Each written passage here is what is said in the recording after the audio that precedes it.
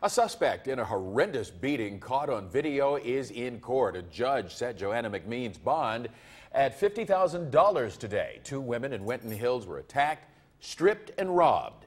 McMeans' mother says her daughter is actually friends with the victim. She goes to work every day. She has her own place, her own car, her own everything. What does she need to steal from them for? What's most disturbing about this case, the fact that no one tried to intervene and that so many people recorded this beating on their cell phones. The beating itself is one thing, but in the video we clearly see people standing around watching. 9 on Your Side anchor Brian Yacono is live with a perspective on why. Brian? Well, good evening. In court today, the judge said that cell phone video completely changed this case for him.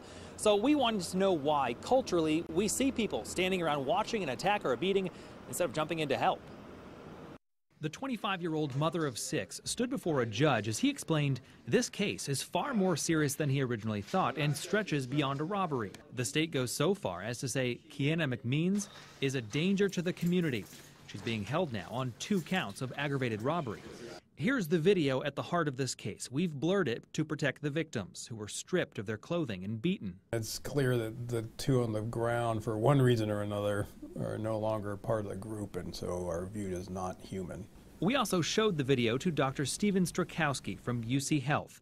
He can't comment on the specifics of this case, but says it represents an extreme example of our cultural evolution. At our very roots, we had these groups that we lived in, and then the way we dealt with other groups is dehumanize them, and then we'd form a group and be able to attack others and not think of them as human.